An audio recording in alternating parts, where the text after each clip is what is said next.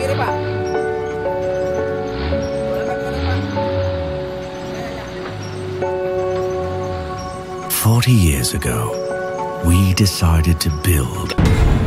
Build not just a building with doors and windows, but a reputation built on integrity and trust. We wanted to build homes, not houses. Build sustainable living surroundings through innovation and technology. Build a quality of life for generations to come. Build businesses, growth, and prosperity. Build minds and ideas. Build communities, lives, and dreams. Build the largest, most respected property development company in Southeast Asia. Cinemas Land, building for a better future.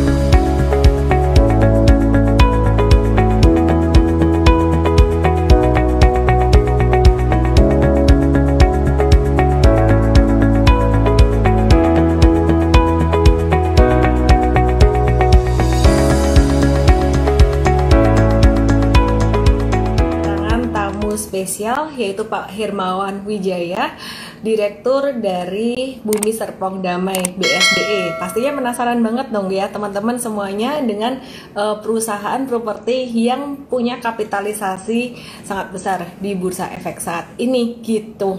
Halo Pak Hermawan, apa kabar Pak Hermawan? Halo, selamat malam. Baik, Ellen. Pak Hermawannya adalah Direktur dari Bumi Serpong Damai atau dengan kode saham BSDE, teman-teman. Nah, kita bisa lihat nih ya, background Pak Hermawan ini, bukunya banyak sekali nih. Pasti wisdomnya, ilmunya juga luar biasa banget ya, Pak. Ya. Jadi, malam hari ini, Pak, selain kita pengen dengar dari Bapak secara langsung tentang BSDE, kinerjanya, inovasinya, kita juga pengen nih dengar wisdom dari Pak Hermawan Wijaya. Boleh Pak Hermawan memperkenalkan diri dulu, Pak? Baik, terima kasih Ellen diberi kesempatan ya pada hari ini untuk bertemu dengan teman-teman investor. Nama saya Hermawan Wijaya. Saya sih udah di bidang properti ini udah cukup ya belum lama lah sebenarnya. Mungkin udah lebih dari 25 tahun ya. Jadi saya mulai bekerja di grup Sinarmas itu dari tahun 92. Jadi cukup panjang untuk di satu grup dan satu bidang ya. Di samping itu tentunya juga yang menarik adalah kan juga kita bercerita tentang investasi ya. Jadi ya tentunya saya juga berinvestasi juga gitu ya. Yang salah satunya ya tentunya di saham, selain di tentunya di aset-aset properti juga gitu ya. Ya cukup menarik dan return-nya juga bagus ya semuanya, kebetulan ya bagus semua.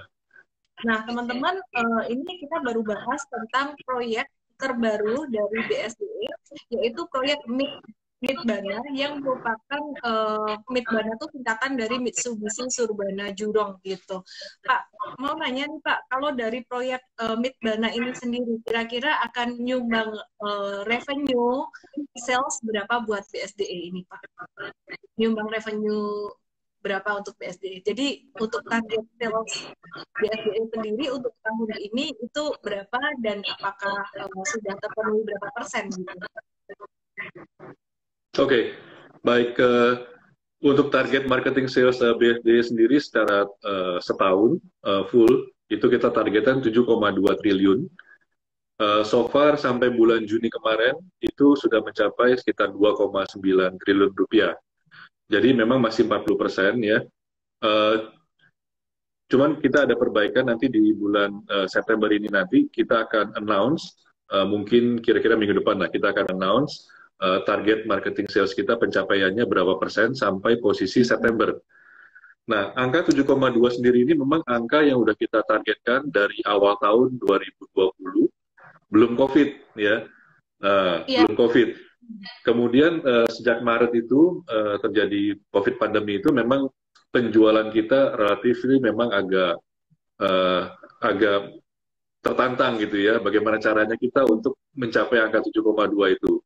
Tetapi dengan segala strategi yang ada, akhirnya pada bulan Juni Juli kemarin setelah Lebaran itu kita banyak launching produk-produk baru yang menyasar kaum milenial. Nah, kalau proyek Aeon Mall Southgate itu gimana Pak? Kapan mulai beroperasi? Terus kalau Aeon Mall ini gimana? Ini ada profit nanti kayak gini, nanti ke depannya gimana? Masih bagus nggak? Iya, tentunya bagus sekali. Kalau kita bicara mengenai Southgate, itu satu kompleks kurang lebih sekitar 4,5 hektar lahan di Simatupang ya. Jadi kalau kita melintas di Jakarta Outer Ring Road ke arah selatan itu bangunannya udah kelihatan besar sekali, satu kompleks ya. Dan ini kebetulan memang Ion itu merupakan master list kita untuk mall tersebut. Jadi seluruh area mall itu sudah disewa oleh Ion untuk jangka panjang.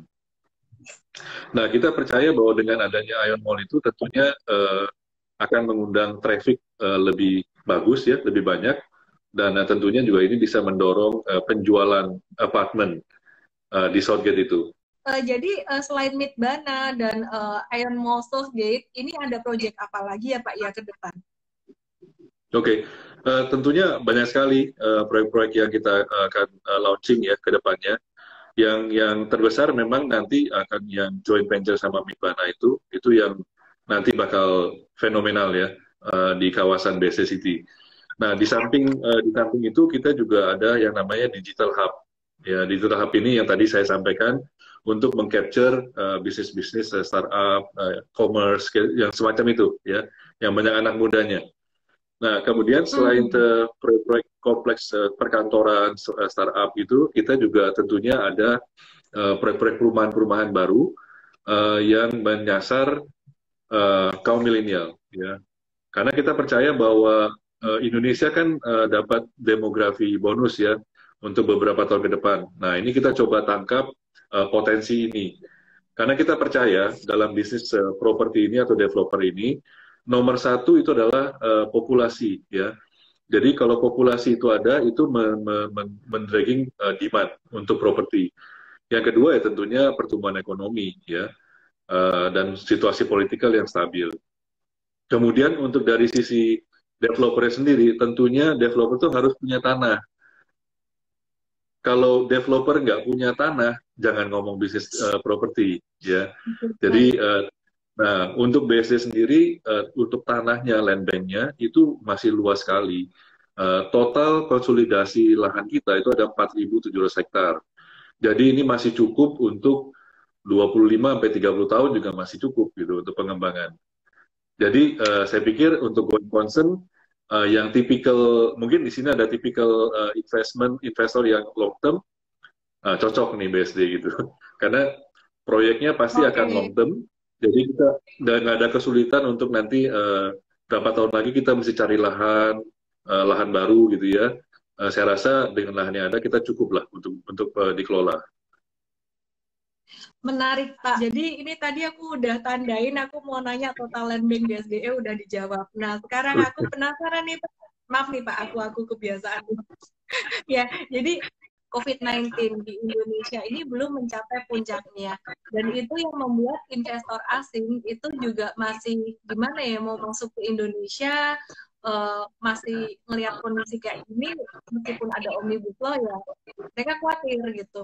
Bagaimana langkah dari BSDE untuk mengantisipasi ke depan, ya bagaimana supaya revenue tetap bagus, padahal kondisi saat ini masih pandemi, masih kayak gini. Ya, baik. Yang menarik saat sekarang ini adalah kalau kita lihat buyer kita atau konsumen kita sekarang ini, itu malah boleh bilang itu adalah yang end user sebenarnya jadinya. Jadi yang memang benar-benar orang yang membutuhkan rumah tempat tinggal gitu ya, yang agak sedikit di belakang pertumbuhannya adalah memang para investor. Ya, karena investor kan pasti dia juga mempertimbangkan alternatif investasi yang lain gitu ya. Nah, yang kedua yang menarik juga tadi yang disampaikan oleh Ellen juga bahwa investor asing mau masuk juga tentunya mempertimbangkan kondisi pandemik ini kan ya. Tetapi ternyata itu juga tidak terbukti dengan benar juga, tidak semuanya.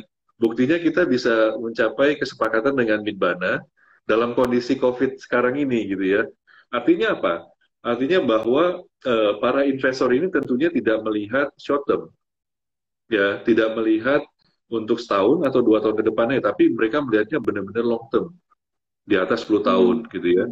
Nah, justru saat sekarang inilah mereka masuk ya, kemudian mereka bisa konsolidasi, kemudian begitu timingnya ada, mereka udah siap semuanya. Oke. Ya, Oke, termasuk oke. juga BSD juga.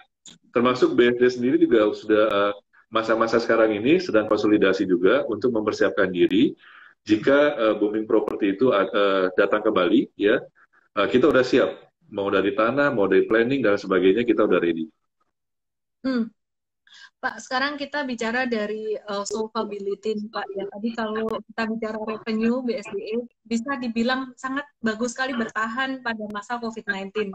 Meskipun bukan produk yang ini kan bukan sektor consumer good kayak ya kalau ICBP mah orang Indonesia mau dihantam krisis makan Indomie gitu. Indomie, Ya, ya. ya sektor properti untuk BSDM masih bisa labanya naik berapa persen, 6% tadi dibanding tahun lalu, sangat bagus sekali. Kalau bicara tentang solvability atau hutang, gimana Pak? Kalau untuk besaran hutang yang dimiliki perusahaan, terus bagaimana dengan cash ratio, quick ratio-nya, kemampuan perusahaan membayar hutang dalam jangka pendek, gitu. Baik, yang tadi saya sampaikan di depan tadi bahwa posisi sekarang kita masih punya cash 10 cash ya, cash on hand ya, sama deposit di bank yang liquid ada 10. Saya nggak memperhitungkan yang aset yang liquid yang lain deh. Kita bandingkan dengan total loan kita yang 17,5, tentunya yang open sekitar 7,5 gitu ya. Tahun 2021 memang ada jumlah utang yang harus kita bayar cukup besar ya. Yang pertama adalah dari US dollar bond yang sejumlah 300 juta US. Kemudian ada juga sekitar 625 itu IDR bonds, jauh tempo tahun depan juga, dan ada pembayaran installment ke Bank Mandiri. Jadi total dari ketiga itu kurang lebih hampir sekitar 5 triliun rupiah. 5 Ya, triliun. ya.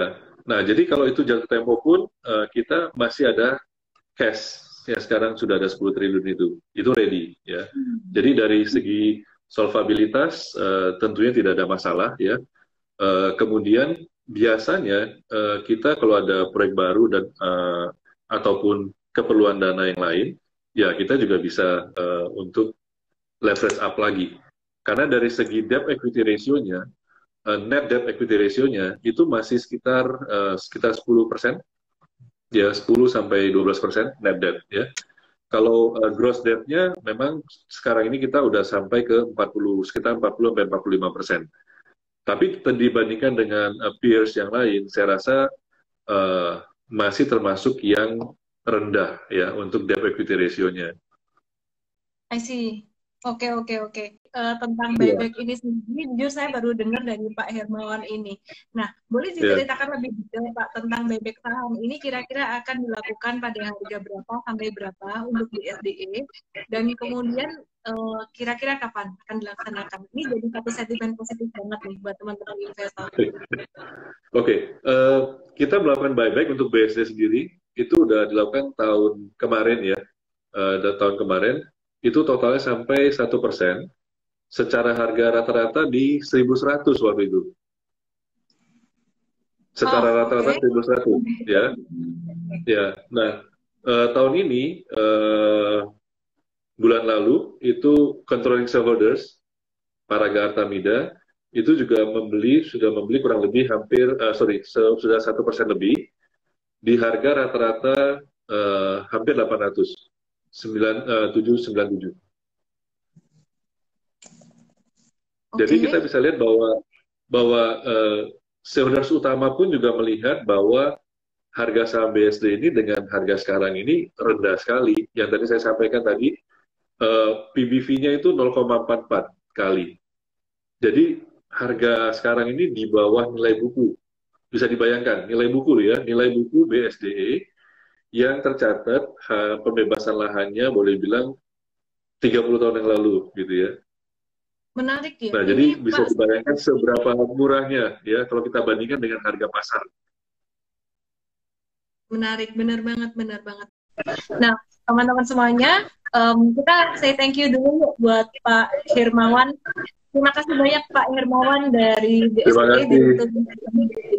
Terima kasih waktunya dan pencerahannya buat semuanya. Salam profit Pak Hermawan. Salam sehat semua. Ya, salam sehat. Bye-bye. Oke, teman-teman semuanya, itu tadi live kita bersama dengan Pak Hermawan Wijaya, Direktur Utama BSDE, dan thank you semuanya yang udah bertahan sampai akhir nonton ya.